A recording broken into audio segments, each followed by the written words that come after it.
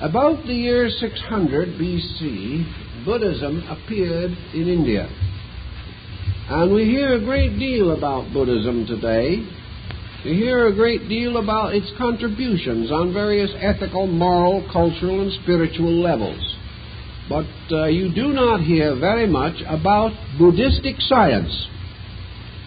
You do not hear very much about the patterns of basic theory which were developed in Buddhism as a rationalization.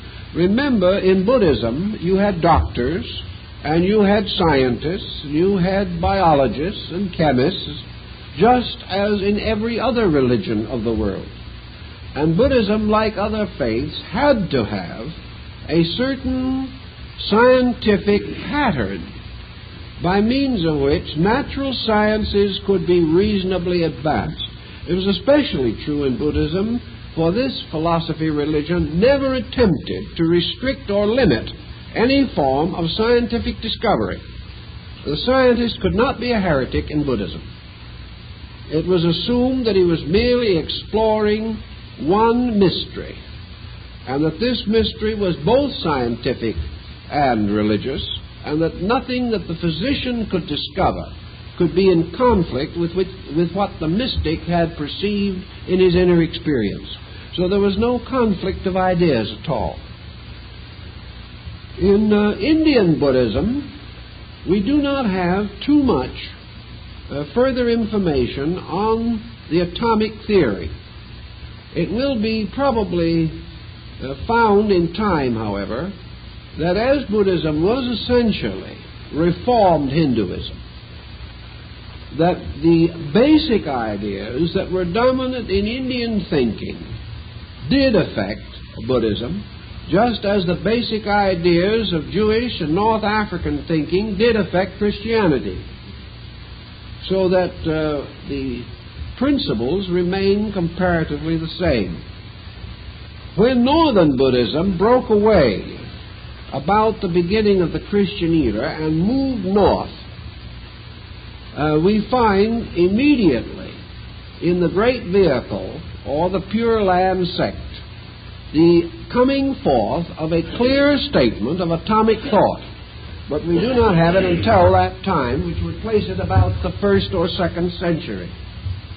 Much of the opinion or doctrine bearing upon this subject was reserved, recorded, and taught in Tibet.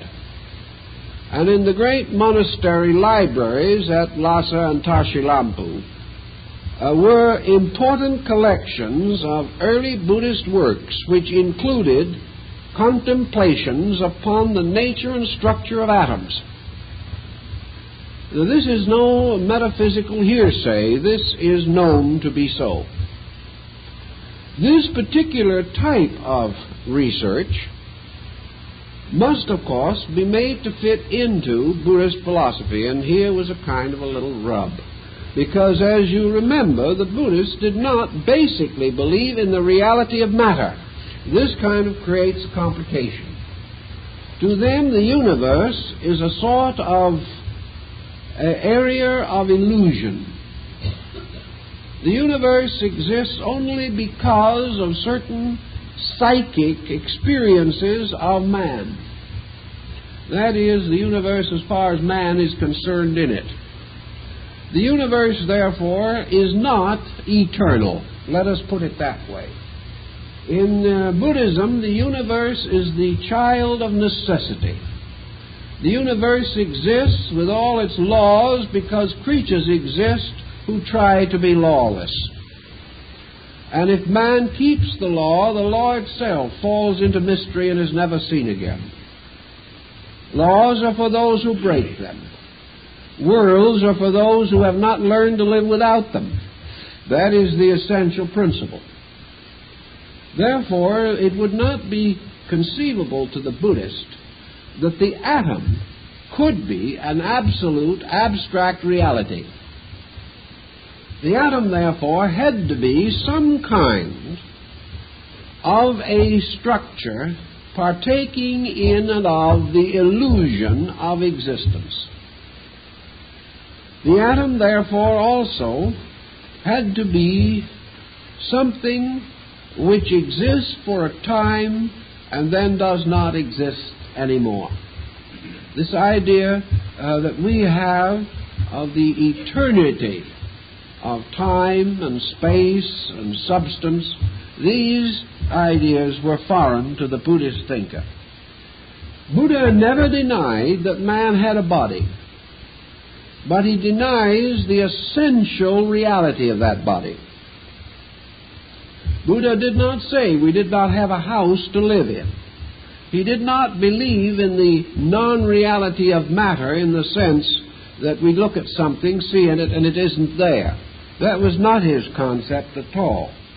What he believed in was the non-essentialness of these things. They exist because man exists in a certain state. If man, for example, lived in a different dimension of consciousness, a house would be no good to him. If an individual lived on a different level of spiritual reality, his body would be no good to him. These things belong to him here and now because of what he is here and now. They have no actual infinite existence. So what are we going to do with this particular subject? How are we going to handle it? The answer to the Buddhist thinking seemed to be that your atom was the basic unit of the power of cognition.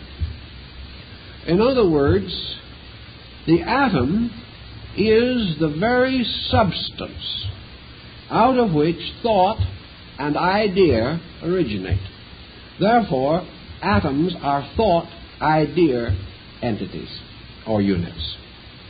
They are units upon which almost any concept can come into existence.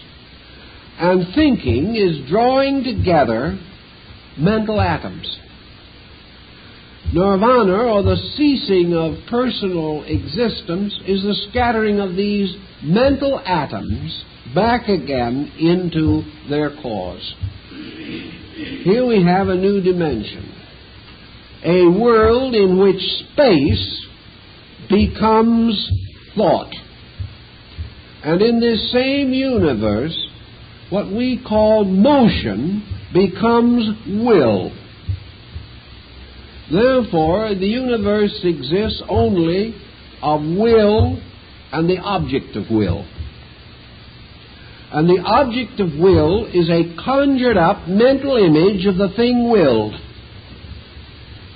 To Buddhism, the will is not the separate power in man by means of which he determines to bowl over a rock down the street. To Buddhism, will is the power in man which causes him to think about a rock and to create a series of circumstances by the operation of his own will thought factor. As Nietzsche points out, and also Schopenhauer, the universe of Buddhism consists of will and obstruction, will and obstacle. So what we have now is will in the form of an energy, a consciousness, obstruction being the Buddhist equivalent of matter. We have obstruction to will. We have resistance, energy resistance, constantly operating against each other. Energy is made up of one kind of atoms. Resistance is made up of the other kind of atoms. So you have your will atom and your resistance atom. Now, what is essentially the difference between will and resistance? Essentially, the difference between will and thought. Because thought always is resistance. A new idea is resisted to the bitter end. We invite it to outgrow a fault. We resist it to the bitter end. I don't mean the fault, I mean the invitation to overcome it. So in Buddhism, you have will as a motion, but this is a motion moving something that has an existence. It is moving against something else, and it is moving, therefore, against the opposite of itself. Now, this brings another interesting phase of Buddhist atomism, as actually taught in Tibet. Namely, that there are, therefore, psychic mental atoms. These psychic mental atoms we call selves. And every self is a psychic mental atom. The self, by means of its various processes, builds up.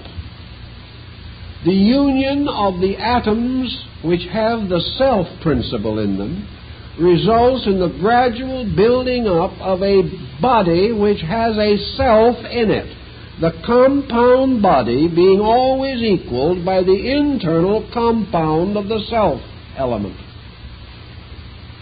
So form and self build up together.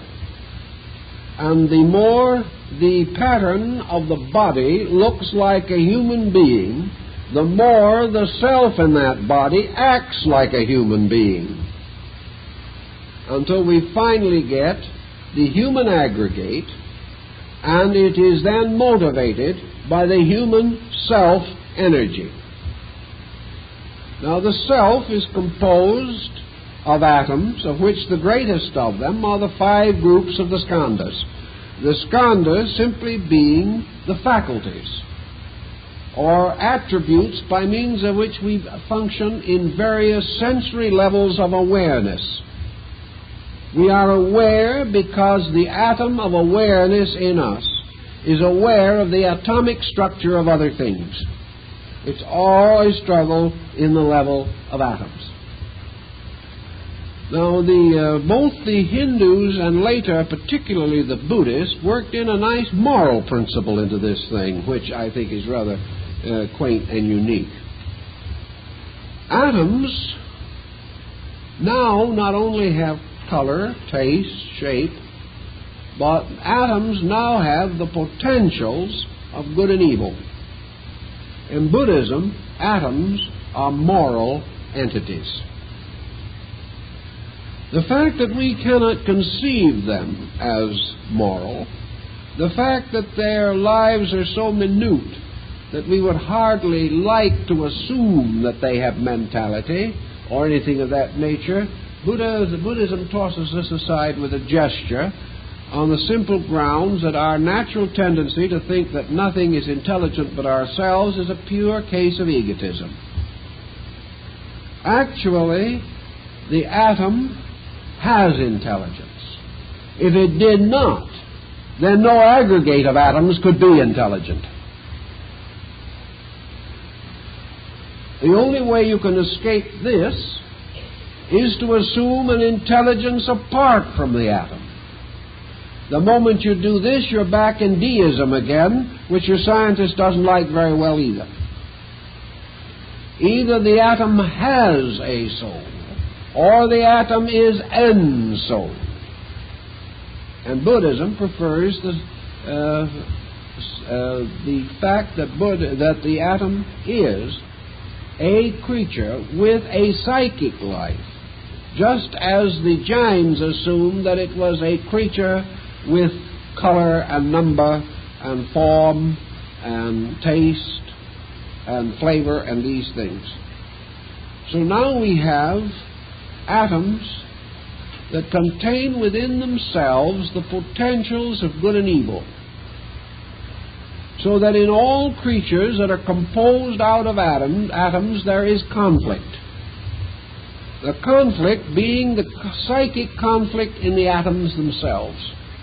And the reason why conflict is so difficult to overcome is because it is in itself inherent in the very structure of things.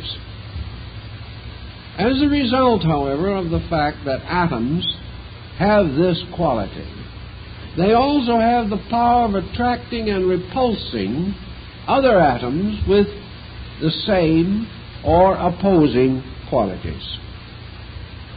Now, according to Buddhism, all action, all conduct, all thought, and all emotion exercises a magnetic force, and everything that we think, everything that we do, every plot, scheme, and strategy that moves through us, every condition of consciousness draws atoms, draws them from space around us. And out of these atoms is created a vehicle which is called the karma body. Now, this is a phase of the subject which probably hasn't been tossed around much lately in the West. But karma is also an atomic structure.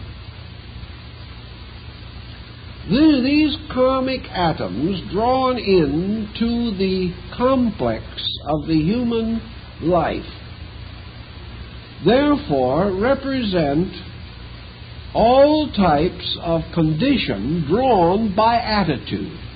An individual, for example, is by nature stubborn. By career, he improves it. And by the time he is 60 or 65 years old, he is a monument to stubbornness. Now, the fact that stubbornness has grown in him simply means that its atomic structure has built up. And while we do not think of stubbornness as a being, Buddhism thinks of it as a condition or a state. And Buddhism says, actually, no condition can be a non-existing thing. A thing either exists or it doesn't. If a condition exists, if an attitude exists, if an impulse exists, then it must be composed of material by which existence is possible. If your thought does not have some kind of an existence, it is not a thought. Perhaps we could explain some of these matters by our concept of vibration. But to these other people, vibration would be simply another term for atomic arrangement, or the vitalizing and activating of atomic structures. So hate is a mass of hate atoms. If you draw more of them, the hate structure grows by increased vitality. Love is a group of atoms. Now, this solves something we've all been worrying about for a long, long time. Everyone has tried to find a good definition of love. It is an atomic structure. Now, that solves everything. But actually, love either is or isn't. The mere fact we can't see it has nothing to do with its existence. If it exists, it is something. If it is something, it is atoms. That is your Buddhist statement strong. Because it must be something or nothing. It cannot be nothing because it exists. Therefore, it must be atoms. All these different abstractions are atoms. Now, we are fully aware that to a measure we can demonstrate part of this to be true even now. We know, for example, that when we place a little sack of lavender in a drawer and it scents the contents of the drawer, that this odor is an emanation. That this odor is not simply nothing because it is not physically attached to the little sachet bag from which it emanates. We know also that the motion picture, that the television is not nothing because there is no direct line between it and the studio. In other words, things can have an invisible existence as sound. This sound is an invisible existence, it is true, but according to the Northern Buddhists, it is also an atomic structure. because it can be conveyed from one person to another. It can go over mountains and valleys and be heard. Therefore, it has to exist. And everything that has this kind of existence has to have an atomic structure. The next point that they make is that little moral point I was telling you about, namely that according to Buddhism, the building up of the karma body by the attracting of atoms results in the gradual integration of what almost might be termed a not self, a negative polarization. A negative polarization that becomes a kind of asura or demon, a principle of darkness, the same elementaries described by Paracelsus von Hohenheim. That this sin body, so to say, this body of error, remains with the individual until the exhaustion of karma. And the exhaustion of karma is, of course, the gradual reduction of the magnetic attraction which draws the karmic atom, until finally the individual, by no longer drawing ill to himself as the result of his own magnetic processes, as soon as this begins to slow down, the atoms are less rapid in being drawn into this complex. If man ceases hating, the hate structure is no longer vitalized. Little by little it is devitalized, until finally it disintegrates for lack of energy. For actually these atoms are drawn and release certain energy. And until the power that draws them ceases, the energy available in them is released for the perpetuation of the negative characteristics. Now, Buddhism also, working on this principle, comes along with another very interesting angle. And that is that beyond man, there is a series of states. There is the state of the arhat, the individual who has entered upon the path of renunciation. There is the state of the bodhisattva in the northern school, the being that stands practically upon the brink of eternal realization. There is the Buddha, who has attained, not as a single person, but as an order of life. For the ancient Buddhists recognized the existence of many Buddhas. But these all consist of orders of the degrees of emancipation. Now, in the process of slowly breaking down illusion in this sense being false confidence in that which cannot endure. It is the fact that the ends we seek cannot be found in the material world that constitutes the true Buddhist concept of illusion.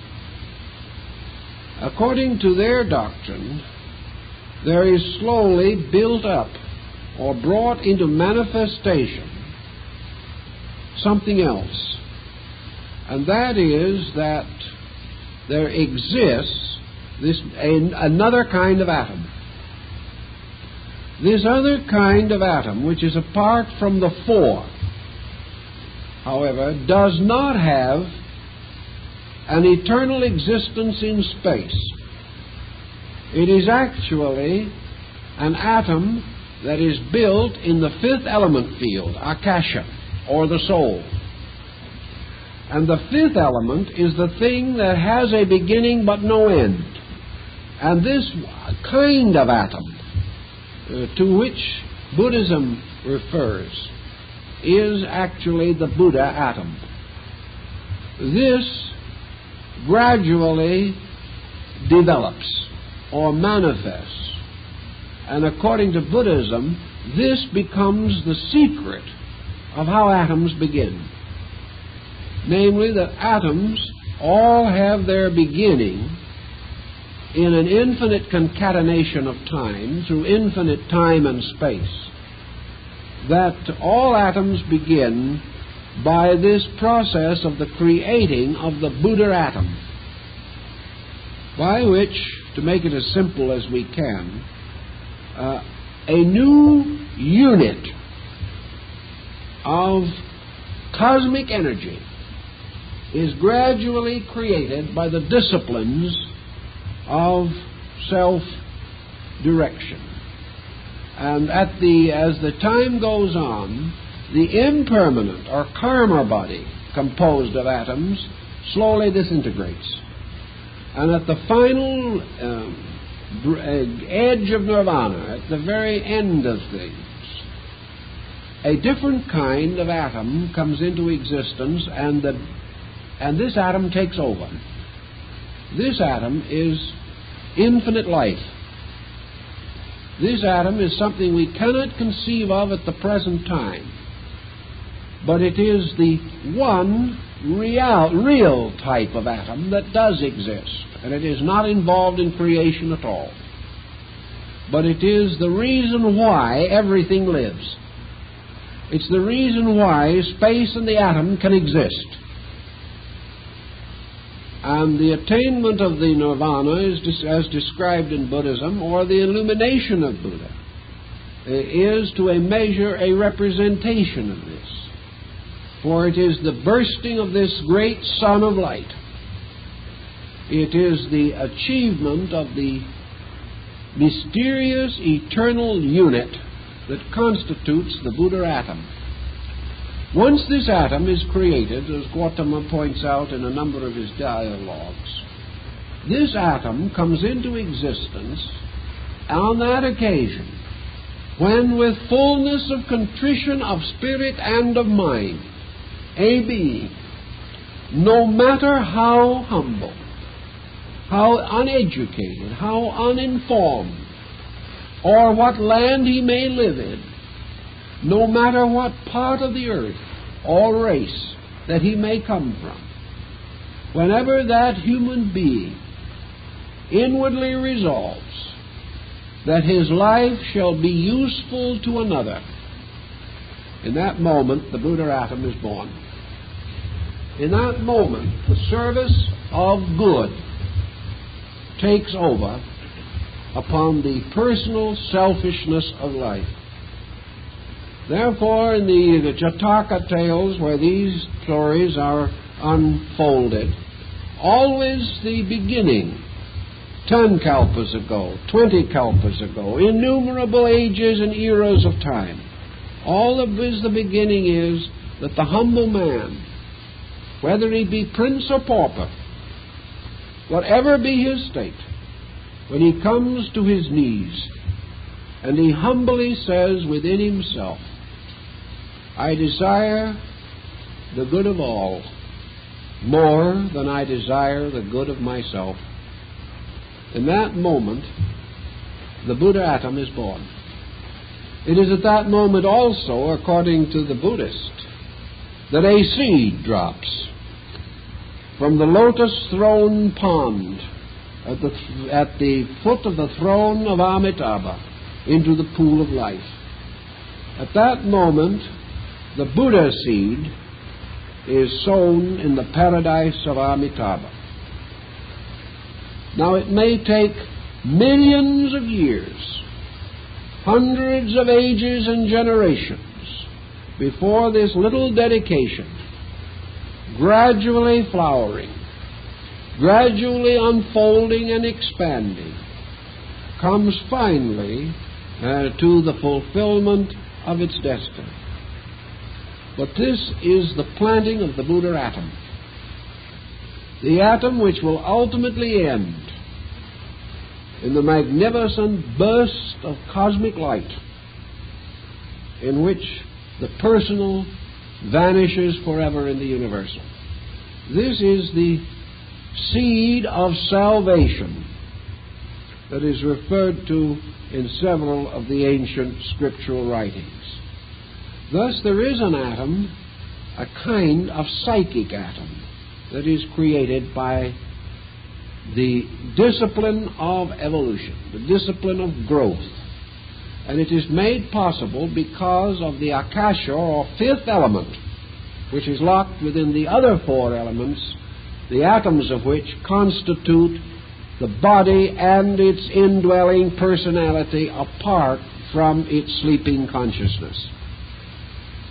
So this moves along until finally we have the emergence of this great mystery, the mystery of the complete consciousness atom. The motion of Buddhism was, of course, carried not only into Tibet, but moved relentlessly on into China. In China, we know that at a comparatively early date, not later than the 4th or 5th century, the Buddhistic schools had taken so firm a hold in Chinese consciousness that already their instruction largely completed the older patterns as set forth by Confucius and Lao Tzu. Thus, Buddhism, the northern school of Buddhism, having established itself firmly in China, and having spread throughout China and Korea, and later traveling into the island kingdom of Japan, in this pattern, atomism moved into China.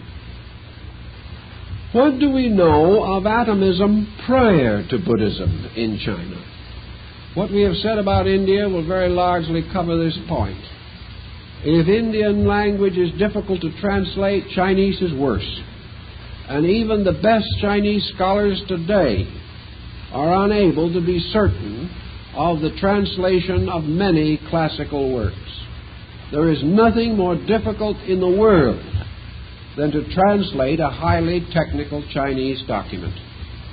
Even the Chinese cannot always do it, and even their best scholars cannot always do it.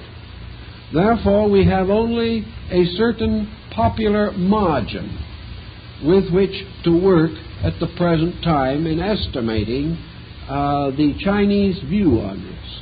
They followed the Buddhism principle with certain distinct Chinese innovations in the atomic theory.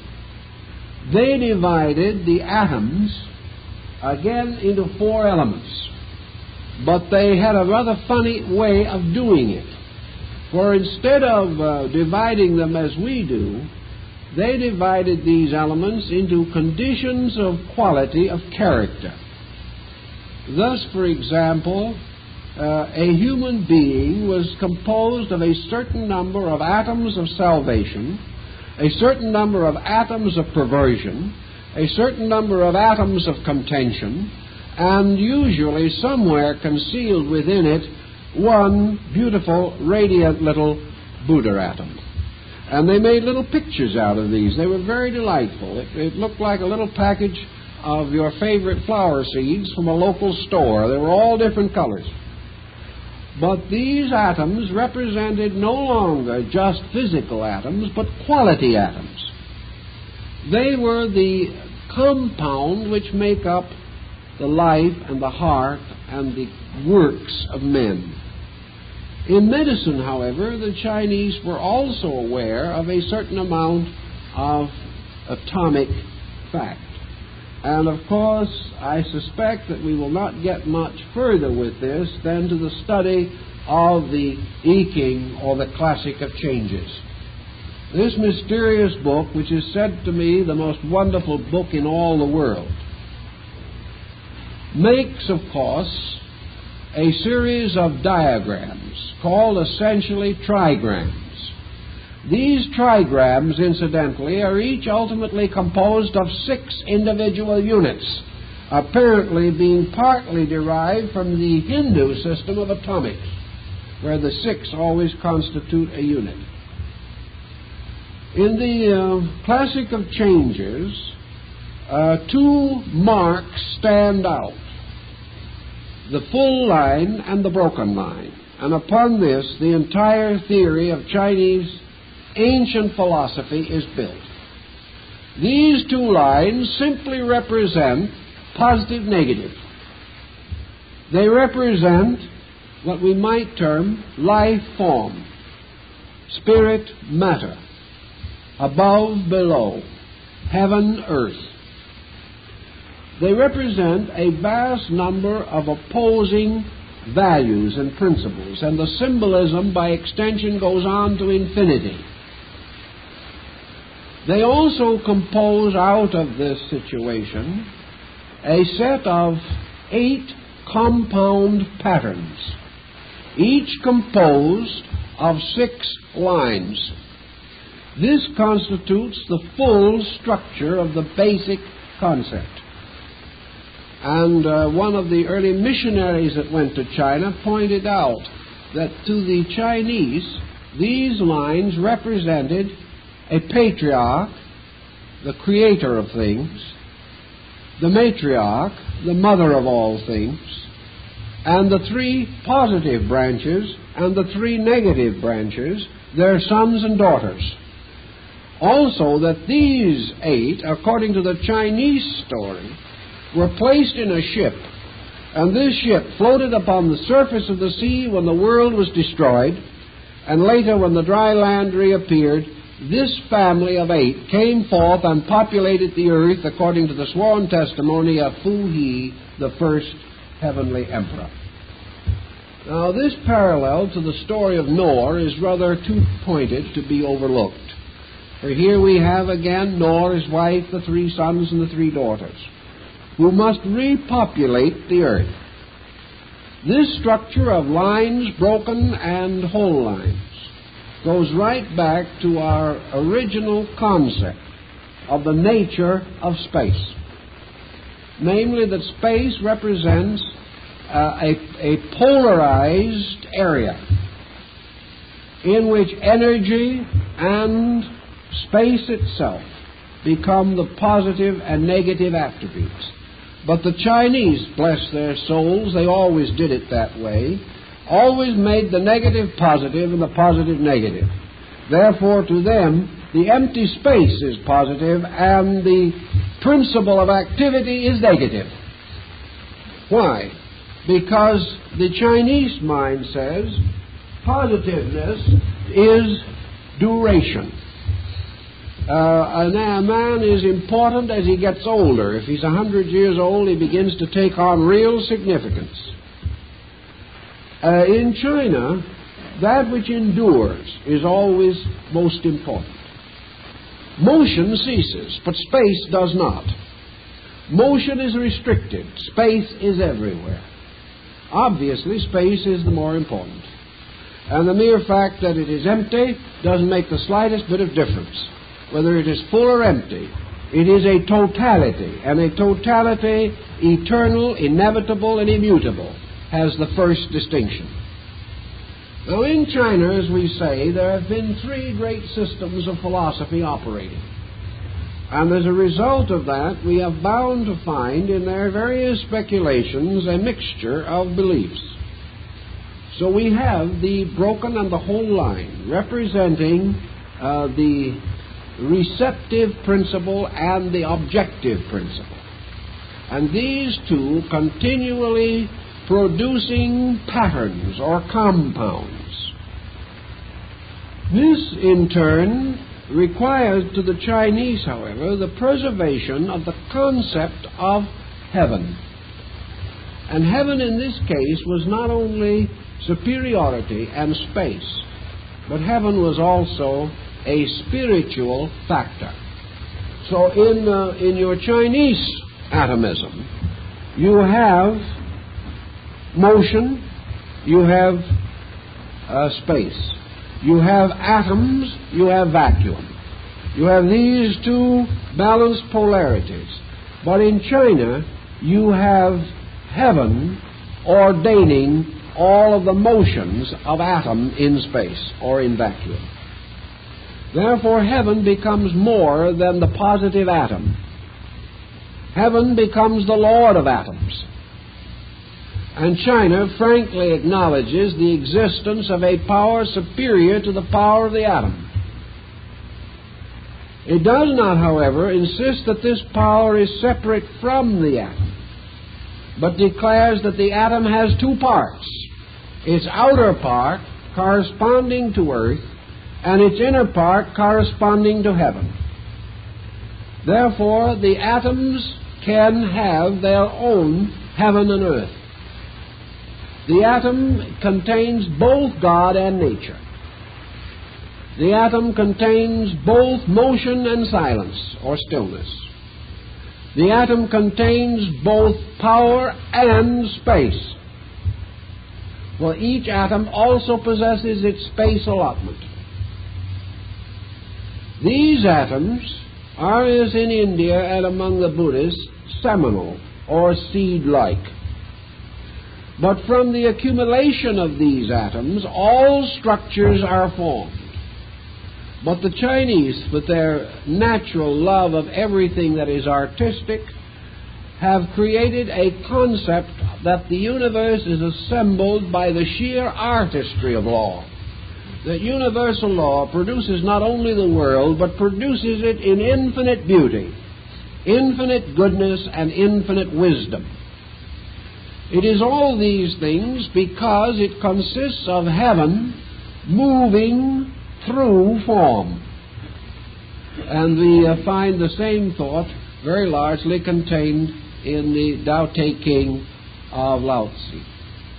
It is motion moving in space, an infinite rhythm.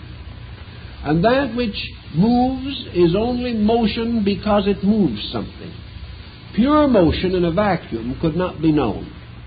But motion causing atoms to dance can be known. Motion moving these atoms, both internally and externally, causes each atom to be suspended between heaven and space. The heaven above moves the atom. The space below contains the atom. The heaven and earth in the atom result in its equilibrium or its suspension because it contains both principles. And heaven and earth in the atom are the promise of man. For man is the unfoldment of the atom. In Chinese philosophy, all forms of nature are unfolding. And all forms of nature are unfolding their heaven quality and their earth quality. And they are binding heaven and earth together by an equilibrium.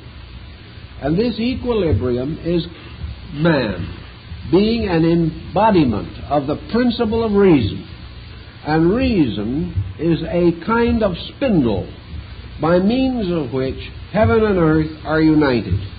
For reason contains the will of heaven and the simple wisdom of the earth. So in Chinese philosophy, the Hindu and Buddhistic principles both come into play. But they also develop one unique principle of their own, and that is the recognition that not only is the atom dancing in the midst of infinity, but that infinity is also within the atom. That the atom is a kind of a door.